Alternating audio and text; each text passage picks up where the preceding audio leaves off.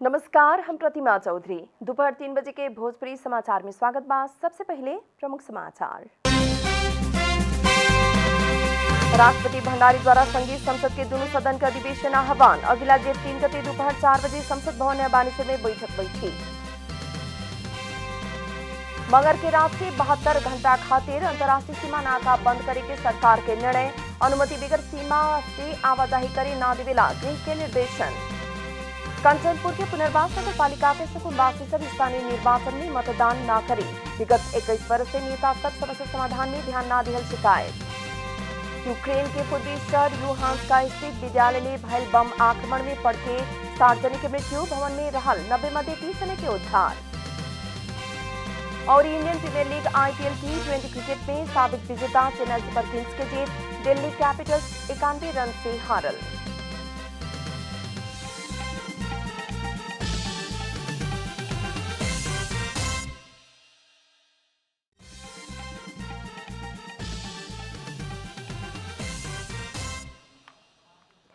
अब पूरा समाचार। राष्ट्रपति विद्यादेवी भंडारी संघीय संसद के दोनों सदन के अधिवेशन आह्वान के लिए बने। सरकार की सिफारिश में राष्ट्रपति भंडारी अगिला जेठ 3 गते खातिर अधिवेशन आह्वान कैनी हा।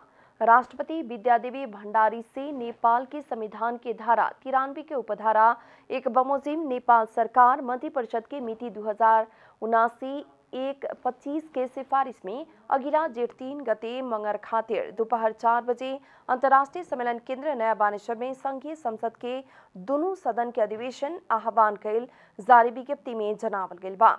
इतवार के बैठल मंत्रिपरिषद बैठक द्वारा संसद के अधिवेशन आह्वान खातिर राष्ट्रपति समक्ष सिफारिश कैल गेल रहे। सरकार द्वारा मंगर के रात से 72 घंटा खातिर अंतर्राष्ट्रीय सीमा नाका बंद करे के जनावल गेल बा। स्थानीयतः निर्वाचन सुरक्षा खातिर मंगर के मध्य रात से मतदान होखे वाला दिन तकले सीमा से होखे वाला आवागमन बंद करे के जनावल गेल हा। मतदान के दिन से आगे के 72 घंटा के मौन अवधि कहल जाला। मौन अवधि में अंतर्राष्ट्रीय सीमा नाका बंद करे के और चुनाव प्रचार करेला बंदेज लगावल जाला। सीमावर्ती जिला के प्रशासन कार्यालय सबके मंगर के मध्य रात से सीमा नाका बंद करेला कहल गईल गृह मंत्रालय जनौले बाटे। गृह मंत्रालय के प्रवक्ता फणीन्द्र मणि पोखरेल अनुमति बेगर सीमा से आवाजाही करे ना देवेला निर्देशन दिहल जानकारी दिले बानी हा। नेपाल के 42 जिला चीन और भारत के साथ जुड़ल बाटे। विगत 21 बरस से कंचनपुर के पुनर्वास में कष्टकर जीवन गुजारा करते आ रहा आरक्ष पीड़ित सुकुम्बासी सब ई बार के स्थानीय चुनाव में केहू के भी मतदान ना करे के जनौले बड़न सन। कंचनपुर के पुनर्वास नगर पालिका वार्ड नंबर 1 स्थित समता आरक्ष पीड़ित सुकुम्बासी शिविर में 85 घरधुरी सुकुम्बासी रहते आ रहा बा। विक्रम संवत 2058 साल में शुक्ला फाटा आरक्ष विस्तार के क्रम में हीरापुर से विस्थापित भइल उ लोग अभी तक लालपुर्जा नइखे मिल सकल। भारत में मजदूरी करके घर परिवार चलाते आ रहल उ लोग जेकर सरकार अइला पर भी अपना सब खातिर केहू से भी काम ना कैल उ लोग के शिकायत बाटे। चुनाव के बेरिया राजनीतिक दल के नेता लोग बारंबार आश्वासन देवेलन लेकिन कोनो काम ना कैल उ लोग के शिकायत बाटे। अभी तक अपना सबके घास बास के व्यवस्था ना भइला से केहू के मतदान ना करे के सुकुम्बासी सबके कहना बाटे। सुकुम्बासी शिविर में दलित समुदाय के बस्ती बाटे। घर सामान्य टाइल और खड़ से छावल बा। खेती पाती करे वाला के जमीन नहीं खेरे। जमीन के लालपुर्जा देवी के आश्वासन बहुते पार्टी के उम्मीदवार से दिहला पर भी केहू से भी कुछो काम ना कैल स्थानीय सबके शिकायत बाटे। लालपुर्जा मिले के आस में यह शिविर में रहते आयल कईयन के मृत्यु समेत हो चुकल उ लोग बतावेलन। 1-2 कट्ठा मात्रे भइला पर भी आपन नाम के लालपुर्जा मिलला पर जीवन गुजारा करेला सहज होके के उ लोग के कहना बाटे। शिविर के युवा सब प्राय करके भारत में जाके मजदूरी करेलन। महिला सब गांव में ही मजदूरी करके आपन गुजारा चलावेलन। चुनाव जितला पर जग्गा के लालपुर्जा मिली की कहवाला आस में प्रदेश में रहला अपन बेटा बेटी सबके बुला के वोट डालला पर भी चुनाव जितला पर अपना सबके मांग की बेवास्ता कैल उ लोग के शिकायत बा।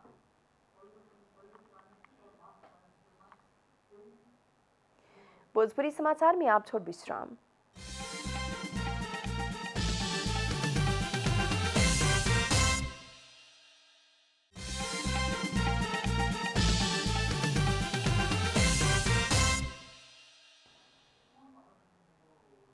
भोजपुरी समाचार में आप बाकी समाचार। वैशाख 30 गते होखेवाला स्थानीय तह के निर्वाचन में उम्मीदवार और मतदाता उत्साहित होके चुनावी प्रचार प्रसार में लागल बाटे लोग।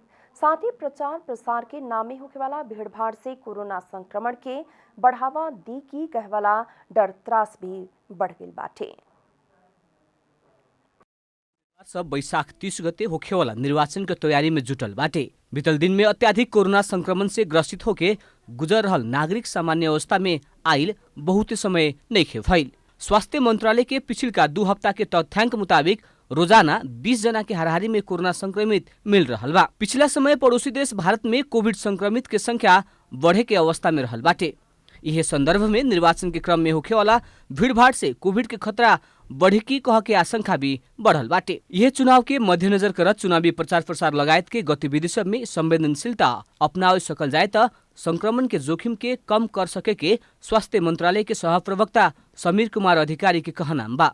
आम नागरिकहरूको बुझाइ अहिले पछिल्लो समय के हुँदै गएको छ भने कोभिड त सकियो कि क्या हो एकदमै देखिँदैन भन्ने जस्तो बुझाइ बढ्दै गएको छ, जसका कारण हामीले लगाउने मास्कहरू हामीले बिस्तारै छोडिरहेको देख्छौँ।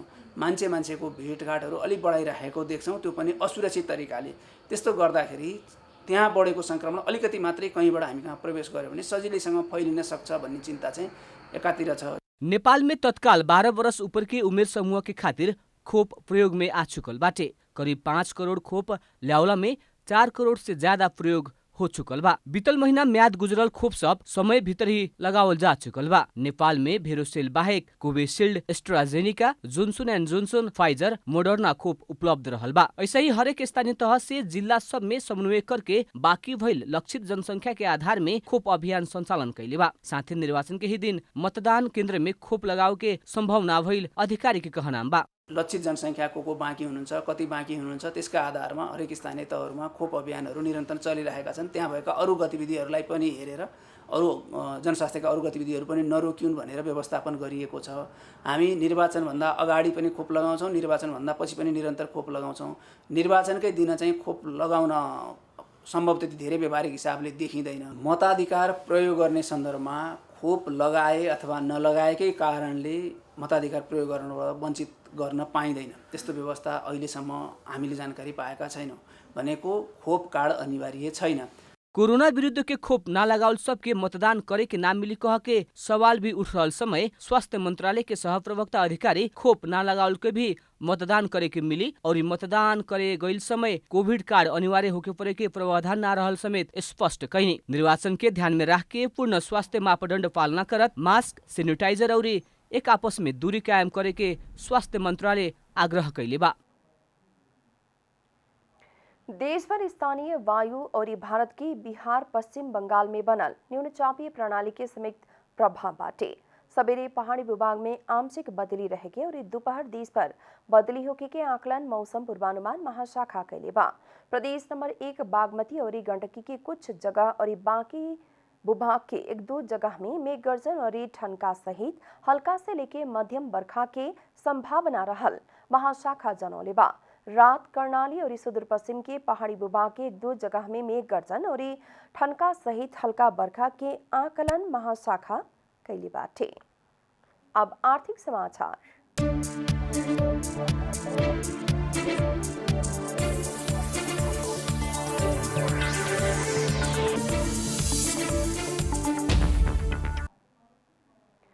नेपाल कृषि प्रधान देश कहल जाला, लेकिन खेती योग्य जमीन खंडीकरण करे के प्रचलन बढ़ते जा रहल बा।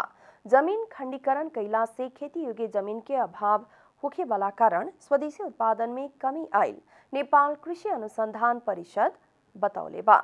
नेपाल के कृषि क्षेत्र की पहचान करके 3 के समाधान खातिर गुणस्तरीय अध्ययन अनुसंधान करेके और नेपाल सरकार के कृषि संबंधी नीति निर्माण में सहयोग और सलाह देवे के उद्देश्य के साथ नेपाल सरकार द्वारा नेपाल अनुसंधान परिषद एक स्वायत्त संस्था के रूप में स्थापना कैल गेल हा। कृषि संबंधी उच्च स्तरीय अध्ययन तथा अनुसंधान करेके, कृषि क्षेत्र के समस्या के निराकरण करेके और राष्ट्रीय कृषि नीति तर्जुमा खातिर नेपाल सरकार के आवश्यक सहयोग पुगावे के काम भइला पर भी नेपाल सरकार के नजर से ओझेल में कैल शिकायत परिषद के बाटे। नेपाल कृषि अनुसंधान परिषद नार्क द्वारा परिषद के 31वां वार्षिकोत्सव के अवसर में आयोजना कल गेल कार्यक्रम में बोलत नार्क के कार्यकारी निर्देशक डॉक्टर दीपक भंडारी नेपाल में खेती योग्य जमीन के खंडीकरण करके प्रचलन बढ़ते गैला से ओकर असर देश के अर्थतंत्र में और कृषि क्षेत्र में पड़े के बताउनी हाँ। ओइ लेखा नेपाल के संदर्भ में उचित सेवा आ बाजार के व्यवस्थापन होके न सकला बाद आयातित वस्तु में भर पड़े के अवस्था बाटे ओकर समाधान खातिर नेपाल के आर्थिक लाभ होके के विज्ञ के कहना बाटे।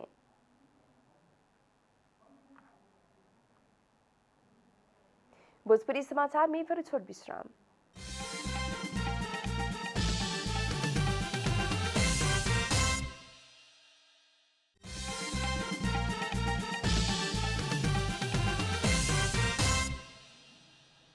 भोजपुरी समाचार में अब अंतर्राष्ट्रीय समाचार।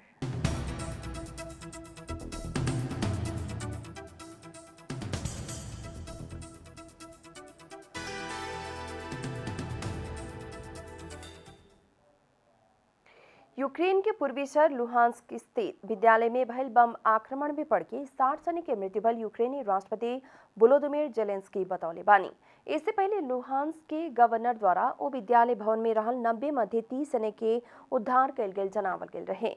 शनिचर के रसियाली हवाई जहाज से बम गिरा के गए लुहांस्क के गवर्नर जनौले रहनी। ई बारे में रसिया आपन कोनो भी धारणा नहीं के रखले। इस क्षेत्र के ज्यादातर भूभाग पिछला 8 बरस से अघोषित रूप में रसिया के नियंत्रण में रहे। भवन में भयल विस्फोट से आगी लागल रहे। 3 घंटा तक लागल आगी में मानवीय क्षति भयल हा। विद्यालय भवन के निचला तला में गांव में लोग सब आश्रय लेके रहत रहे। मृतक के संख्या और बढ़ सके वाला लुहांस्क के गवर्नर जनौले बाड़न। आप खेलकूद समाचार।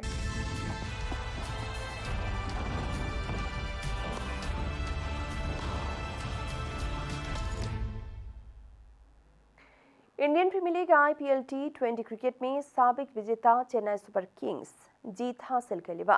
मुंबई में इतवार की रात चेन्नई दिल्ली कैपिटल्स के 91 रन से हरौला खा। चेन्नई से देहल 209 रन के लक्ष्य पीछा करत दिल्ली 17 ओवर 4 बल में ऑल आउट होखत 117 रन जोड़े सकल। दिल्ली खातिर मिशेल मार्स 25 रन जोड़लन तो शार्दुल ठाकुर 24 रन जोड़लन। हाँ, इससे पहले बैटिंग के चेन्नई 6 विकेट गंवावत 2 से 8 रन जोड़ले रहे। जीत संगे चेन्नई 11 खेल में 8 अंक जोड़ले बाद चेन्नई 8 स्थान में आगे बाटे। दिल्ली 11 खेल में 10 अंक जोड़त 5वां स्थान में बाटे। अंत में प्रमुख समाचार फिर एक बेर।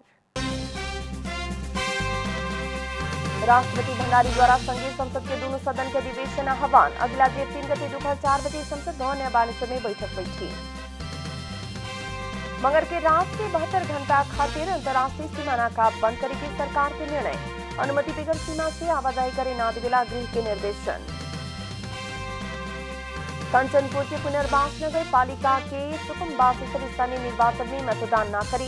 विगत 21 वर्ष से नेता सब समस्या समाधान में ध्यान न देवल शिकायत। यूक्रेन के पूर्वी शहर लुहांस्क का स्थित विद्यालय में भल बम आक्रमण में 60 जने की मृत्यु। भवन में रहल 90 मध्ये 30 जने के उद्धार।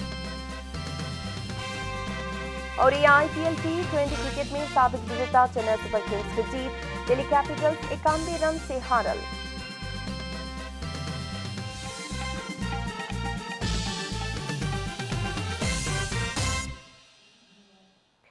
एकरे साथ भोजपुरी समाचार अभी खातिर इतना ही। जनता द्वारा जनता खातिर प्रसारित जनता टेलीविजन देखत रही। नमस्कार।